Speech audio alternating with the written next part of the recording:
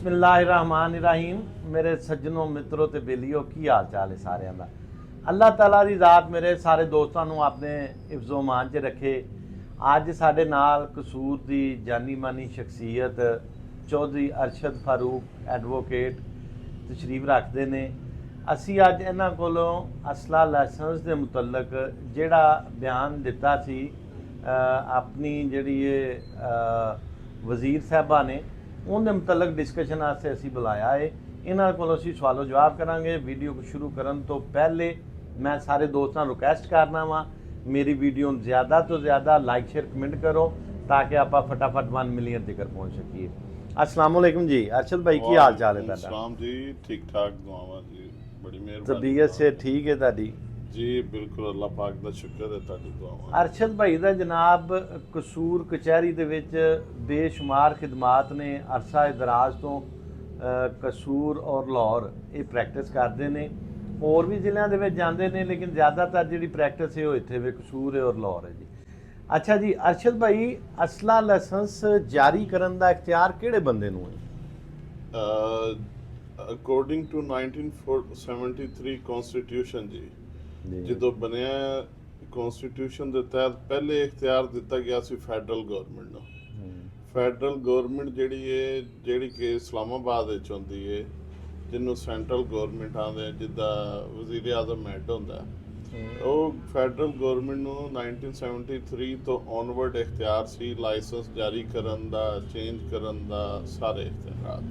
ਲੇਕਿਨ ਜਦੋਂ ਦੀ 2010 ਵਿੱਚ ਹੋਈ ਹੈ 18 ਅਮੈਂਡਮੈਂਟ 18ਵੀਂ ਤਰਮੀਮ ਪੀਪਲ ਪਾਰਟੀ ਦੇ ਦੌਰ ਵਿੱਚ ਇਹ ਸੇਮ ਇਖਤਿਆਰਾਤ ਸੂਬਿਆਂ ਨੂੰ ਤਕਸੀਮ ਕਰ ਦਿੱਤੇ ਗਏ ਨੇ, ਤਫਵੀਜ਼ ਕਰ ਦਿੱਤੇ ਗਏ ਨੇ। ਇਹ ਇਖਤਿਆਰ ਜਿਹੜਾ ਸੈਂਟਰਲ ਗਵਰਨਮੈਂਟ ਕੋਲ ਸੀ ਇਹ ਸੂਬਿਆਂ ਨੂੰ ਦੇ ਦਿੱਤਾ। 73 ਪਹਿਲੇ ਇਖਤਿਆਰ ਸੀ ਫੈਡਰਲ ਗਵਰਨਮੈਂਟ ਕੋਲ। ਫੈਡਰਲ ਗਵਰਨਮੈਂਟ ਜਿਹੜੀ ਕਿ ਇਸਲਾਮਾਬਾਦ ਜਿਹਦਾ ਕਰੰਟਲੀ ਹੈਡ ਅੱਜ ਕੱਲ੍ਹ ਮੀਆਂ ਸ਼ਬਾਜ਼ ਸ਼ਰੀਫ ਸਾਹਿਬ ਨੇ, ਪਹਿਲੇ ਇਖਤਿਆਰ ਹੁੰਦਾ ਸੀ ਫੈਡਰਲ ਗਵਰਨਮੈਂਟ ਕੋਲ। ਫੈਡਰਲ ਗਵਰਨਮੈਂਟ ਹੀ ਲਾਇਸੈਂਸ ਇਸ਼ੂ ਕਰਦੀ ਸੀ। ਤੁਸੀਂ ਕੋਈ ਵੀ ਕੰਮ ਕਰਾਉਣਾ ਹੁੰਦਾ ਸੀ ਉਹ ਫੈਡਰਲ ਗਵਰਨਮੈਂਟ ਦੇ ਹੋਮ ਡਿਪਾਰਟਮੈਂਟ ਦੇ ਥਰੂ ਕੀਤਾ ਜਾਂਦਾ ਸੀ। ਲੇਕਿਨ ਜਦੋਂ ਜ਼ਰਦਾਰੀ ਸਾਹਿਬ ਦੀ ਗਵਰਨਮੈਂਟ ਆਈ ਹੈ, ਪੀਪਲ ਪਾਰਟੀ ਦੀ ਗਵਰਨਮੈਂਟ ਆਈ ਹੈ 2010 ਵਿੱਚ, ਇਹਨਾਂ ਇੱਕ ਤਰਮੀਮ ਕੀਤੀ ਸੀ ਜਿਹਨੂੰ 18ਵੀਂ ਤਰਮੀਮ ਕਿਹਾ ਜਾਂਦਾ। 18ਵੀਂ ਤਰਮੀਮ ਦੇ ਤਹਿਤ ਜਿੰਨੇ ਇਖਤਿਆਰਾਤ ਸਨ ਨਾ ਫੈਡਰਲ ਗਵਰਨਮੈਂਟ ਦੇ, ਇਹ ਸੂਬਿਆਂ ਨੂੰ ਤਫਵੀਜ਼ ਕਰ ਦਿੱਤੇ ਗਏ ਸਨ ਜਿਹੜੇ ਕਿ ਅਸਲਾ ਲਾਇਸੈਂਸ ਦੇ ਰਿਲੇਟਡ ਸਨ। ਯਾਨੀ ਜਿਹੜਾ ਉਸ ਤੋਂ ਬਾਅਦ ਅੱਜ ਤੱਕ ਇਹ ਇਖਤਿਆਰ ਸੂਬਿਆਂ ਕੋਲ ਹੀ ਹੈਗਾ। ਅੱਛਾ, ਮੈਂ ਕਿ ਪਹਿਲੇ ਜਿਹੜੇ ਇਖਤਿਆਰਾਤ ਸਨ ਉਹ ਫੈਡਰਲ ਕੋਲ ਸਨ ਤੇ ਜਦੋਂ ਪੀਪਲਸ ਪਾਰਟੀ ਦੀ ਗਵਰਨਮੈਂਟ ਆਈ ਹੈ ਉਹਨਾਂ ਨੇ ਇਖਤਿਆਰਾਤ ਸੂਬਿਆਂ ਨੂੰ ਕਨਵਰਟ ਕਰ ਦਿੱਤੇ। ਬਿਲਕੁਲ, ਕਾਨੂੰਨ ਸਾਰਾ ਹੋ ਹੀ ਰਿਹਾ ਲੇਕਿਨ ਅੱਗੋਂ ਸੂਬੇ ਜਿਹੜੇ ਨੇ ਉਹ ਅਸਲਾ ਲਾਇਸੈਂਸ ਜਾਰੀ ਕਰਨਾ ਆਪਣੇ ਆਪਣੇ ਸੂਬੇ ਦੇ ਲਹਿਦਾ ਜਾਰੀ ਹੋਣੇ ਉਹਨੇ ਐਵੇਂ ਕੀਤਾ ਨਾ ਜੀ, ਨੇਮ ਚੇਂਜ ਕਰ ਦਿੱਤਾ। ਜਿਵੇਂ ਪਹਿਲੇ ਫੈਡਰਲ ਨਿਜ਼ਾਮ ਐਕਟ ਸੀ ਤੇ ਉਹਨੂੰ ਫਿਰ ਪੰਜਾਬ ਆਰਮ ਐਕਟ ਕਰ ਦਿੱਤਾ। ਐਵੇਂ ਕੇਪੀ ਦੇ ਜਿਹੜੇ ਸਨ ਉਹਨਾਂ ਨੂੰ ਕੇਪੀ ਆਰਮਜ਼ ਐਕਟ ਕਰ ਦਿੱਤਾ। ਐਵੇਂ ਸੂਬਿਆਂ ਦੇ ਨਾਂ ਦੇ ਨਾਲ ਉਹਨਾਂ ਸਾਰਾ ਜਿਹੜਾ ਨਾ ਉਹਨੂੰ ਕਰ ਦਿੱਤਾ। ਸਜ਼ਾ ਕਿੰਨੀ ਹੈ ਮਮਨੂਆ ਬੋਰ ਤੇ ਗੈਰ ਮਮਨੂਆ ਬੋਰ ਦੀ? ਅਸਲਾ ਅਗਰ ਤੁਹਾਡੇ ਕੋਲੋਂ ਫੜਿਆ ਜਾਂਦਾ ਹੈ ਉਹਦੀ ਕਿੰਨੀ ਸਜ਼ਾ ਹੈ? ਅੱਛਾ, ਇਹਦੇ ਵਿੱਚ ਜੀ 2 ਕੈਟਾਗਰੀਜ਼ ਨੇ।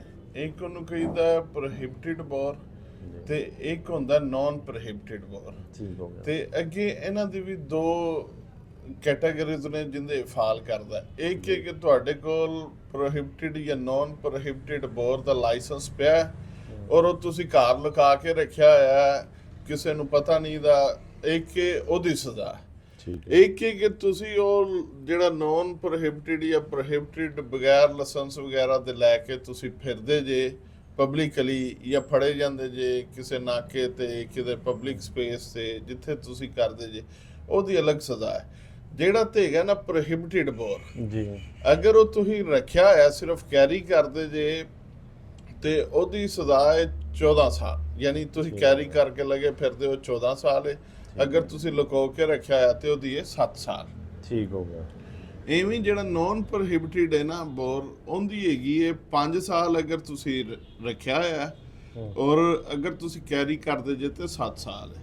ਇਹ ਸਜ਼ਾਵਾਂ ਪਹਿਲੀਆਂ ਨੇ ਨਾ ਜਿਹੜੀਆਂ ਸਜ਼ਾਵਾਂ ਪਹਿਲੇ ਫੈਡਰਲ ਦੀਆਂ ਸੀ, ਇਹ ਸੇਮ ਉਹੀ ਸਜ਼ਾਵਾਂ ਨੇ, ਇਹਦੇ ਵਿੱਚ ਕੋਈ ਵੱਧ ਘੱਟ ਤੇ ਨਹੀਂ ਹੋਈ? ਨਹੀਂ, ਇਹ ਉਹੀ ਨੇ, ਉਵੇਂ ਹੀ ਇੰਪਲੀਮੈਂਟ ਹੋਈ ਨੇ। ਅੱਛਾ 21 ਮਈ 2025 ਨੂੰ ਜਿਹੜਾ ਬਿੱਲ ਪਾਸ ਕੀਤਾ ਗਿਆ ਹੈ ਜਾਂ ਇਹ ਜਿਹੜੀ ਖਬਰ ਚੱਲਦੀ ਪਈ ਸੀ ਉਜ਼ਮਾ ਬੁਖਾਰੀ ਸਾਹਿਬਾ ਦੀ, ਉਹਦੇ ਮੁਤਲਕ ਤੁਹਾਡਾ ਕੀ ਕਹਿਣਾ ਹੈ? ਇਹ ਜੀ ਇੱਕ ਨਵਾਂ ਬਿੱਲ ਪੇਸ਼ ਹੋਇਆ ਪੰਜਾਬ ਅਸੈਂਬਲੀ ਵਿੱਚ 21 ਮਈ 2025 ਨੂੰ, ਜਿਹੜਾ ਕਿ ਗਵਰਨਰ ਦੇ ਸਾਈਨ ਤੋਂ ਬਾਅਦ ਐਕਟ ਬਣ ਗਿਆ ਪੰਜਾਬ ਦਾ। 31 ਮਈ ਨੂੰ ਉਹਨਾਂ ਸਾਈਨ ਕੀਤਾ ਹੈ, ਜਿਹੜਾ ਕਿ ਪੰਜਾਬ ਵਿੱਚ ਨਾਫਜ਼ ਹੋ ਗਿਆ ਜੀ। ਠੀਕ ਹੈ, ਇਹਨੂੰ ਕਹਿੰਦੇ ਨੇ ਪੰਜਾਬ ਆਰਮਸ ਅਮੈਂਡਮੈਂਟ ਬਿੱਲ। ਠੀਕ ਹੋ ਗਿਆ। ਠੀਕ ਹੈ, ਇਹ ਉਹ ਜੋ ਵੀ ਸਜ਼ਾਵਾਂ, ਜੋ ਵੀ ਸਾਰੇ ਮਾਮਲਾਤ ਨੇ, ਉਹ ਇਸ ਬਿੱਲ ਦੇ ਤਹਿਤ ਡੀਲ ਕੀਤੇ ਜਾਣਗੇ। ਠੀਕ ਹੋ ਗਿਆ, ਯਾਨੀ ਕਿ ਇਹਦੇ ਵਿੱਚ ਕਾਨੂੰਨੀ ਤੌਰ ਤੇ ਕੋਈ ਸਜ਼ਾ ਵਧੀ ਘਟੀ ਨਹੀਂ ਜਿਹੜੀ ਪਹਿਲੇ ਆਇਆ ਸੀ। ਨਹੀਂ, ਇਹਦੇ ਵਿੱਚ ਜਿਹੜੀ ਸਜ਼ਾ ਲਈ ਉਹ ਚੱਲਦੀ ਪਈ ਹੈ, ਸਟੇਟਮੈਂਟ ਇੱਕ ਮਿਨਿਸਟਰ ਸਾਹਿਬਾ ਦੀ ਚੱਲ ਰਹੀ ਹੈ ਕਿ ਉਹ 14 ਸਾਲ ਕੀਤੀ ਜਾਏ। ਉਹਨੂੰ ਅਸੀਂ ਕਹਿੰਦੇ ਆ ਜਿਹੜੀ ਪਾਲਿਸੀ ਸਟੇਟਮੈਂਟ। ਠੀਕ ਹੈ, ਉਹ ਇਸ ਐਕਟ ਦਾ ਹਿੱਸਾ ਨਹੀਂ ਫਿਲਹਾਲ। ਠੀਕ ਹੋ ਗਿਆ, ਯਾਨੀ ਇਹਦੇ ਤੇ ਕੋਈ ਬਿੱਲ ਪਾਸ ਨਹੀਂ ਹੋਇਆ, ਇਹਦੇ ਤੇ ਕੋਈ ਐਗਰੀ ਨਹੀਂ ਕੀਤਾ ਗਿਆ। ਮੈਂ ਆਸਾਨ ਅਲਫਾਜ਼ ਦੇ ਵਿੱਚ ਅਗਰ ਦੱਸਣਾ ਚਾਹਾਂ ਆਪਣੇ ਫੋਲੋਵਰ ਨੂੰ ਕਿ ਜਿਹੜੀ ਇਹ ਖਬਰ ਚੱਲਦੀ ਪਈ ਏ ਉਹ ਖਾਲੀ ਹਲੇ ਆਪਾਂ ਉਹਨਾਂ ਦੀ ਸਟੇਟਮੈਂਟ ਗਿਣ ਸਕਦੇ ਹਾਂ। ਇਹਦੇ ਮੁਤਲਕ ਪੰਜਾਬ ਦੇ ਵਿੱਚ ਕੋਈ ਵੀ ਕਾਨੂੰਨ ਪਾਸ ਨਹੀਂ ਹਲੇ ਤੱਕ ਕੀਤਾ ਗਿਆ। ਇਹ ਜਿਹੜੀਆਂ ਸਜ਼ਾਵਾਂ ਨੇ ਪਹਿਲੀਆਂ ਹੀ ਨੇ, ਉਹ ਸੇਮ ਟੂ ਸੇਮ ਸਾਰੀਆਂ ਪਹਿਲੀਆਂ ਚੱਲੀਆਂ ਆਉਂਦੀਆਂ। ਇਹਦੇ ਵਿੱਚ ਕੋਈ ਵੀ ਰੱਦੋ ਬਦਲ ਨਹੀਂ ਕੀਤੀ ਗਈ। ਸਟੇਟਮੈਂਟ ਇੱਕ ਉਹਨਾਂ ਨੇ ਦਿੱਤੀ ਏ, ਉਹਦੇ ਤੇ ਕੋਈ ਅਮਲ ਦਰਾਮਦ ਵੀ ਨਹੀਂ ਹੋਇਆ। ਅਗਰ ਕੋਈ ਹੋਏਗਾ ਤੇ ਅਸੀਂ ਆਪਣੇ ਫੋਲੋਵਰਾਂ ਨੂੰ ਸਾਰਿਆਂ ਨੂੰ ਦੱਸਾਂਗੇ। ਇਹ ਸਾਡਾ ਵੀਡੀਓ ਬਣਾਉਣ ਦਾ ਮਕਸਦ ਇਹ ਸੀ, ਤੁਹਾਨੂੰ ਇਨਫੋਰਮੇਸ਼ਨ ਦੇਣ ਦਾ ਮਕਸਦ ਇਹ ਸੀ ਕਿ ਬਹੁਤ ਜ਼ਿਆਦਾ ਦੋਸਤ ਸਾਨੂੰ ਮੈਸੇजेस ਕਾਲਾਂ ਕਰਦੇ ਸੀ ਕਿ ਜਿਹੜਾ ਨਵਾਂ ਕਾਨੂੰਨ ਬਣਿਆ ਹੈ ਉਹਦੇ ਮੁਤਲਕ ਅਸੀਂ ਉਹਨੂੰ ਕਿਵੇਂ ਫੋਲੋ ਕਰੀਏ।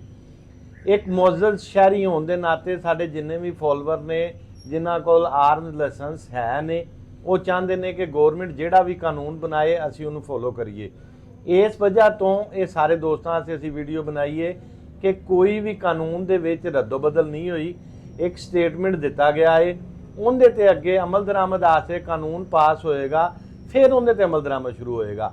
ਲੋ ਜੀ, ਅਸੀਂ ਚੌਧਰੀ ਅਰਸ਼ਦ ਫਾਰੂਕ ਸਾਹਿਬ ਦਾ ਸ਼ੁਕਰੀਆ ਅਦਾ ਕਰਨੇ ਆ ਕਿ ਉਹਨਾਂ ਨੇ ਆਪਣੇ ਕੀਮਤੀ ਟਾਈਮ ਦੇ ਵਿੱਚੋਂ ਸਾਨੂੰ ਟਾਈਮ ਦਿੱਤਾ। ਇਨਸ਼ਾਅੱਲਾ ਅਸੀਂ ਮਜ਼ੀਦ ਤੁਹਾਡੇ ਵਾਸਤੇ ਨਵੀਆਂ ਵੀਡੀਓ ਲੈ ਕੇ ਆਵਾਂਗੇ। ਅਗਰ ਤੁਹਾਨੂੰ ਕੋਈ ਵੀ ਇਸ ਮੁਤਲਕ, ਇਸ ਵੀਡੀਓ ਦੇ ਮੁਤਲਕ ਤੁਸੀਂ ਸਵਾਲ ਕਰਨਾ ਚਾਹੁੰਦੇ ਜੇ, ਕਮੈਂਟ ਬਾਕਸ ਦੇ ਵਿੱਚ ਆ ਕੇ ਲਾਜ਼ਮੀ ਦੱਸੋ। ਅਸੀਂ ਉਸ ਤੁਹਾਡੇ ਸਵਾਲ ਦੇ ਉੱਤੇ ਲਾਜ਼ਮੀ ਕੋਸ਼ਿਸ਼ ਕਰਾਂਗੇ। ਅਗਰ ਤਾਂ ਕੋਈ ਇਹਦੇ ਤੋਂ ਹਟ ਕੇ ਗੱਲ ਹੋਈ ਤੇ ਫਿਰ ਉਹਦੇ ਉੱਤੇ ਵੀਡੀਓ ਵੀ ਲਾਜ਼ਮੀ ਬਣਾਵਾਂਗੇ। ਪਾਕਿਸਤਾਨ ਜ਼ਿੰਦਾਬਾਦ।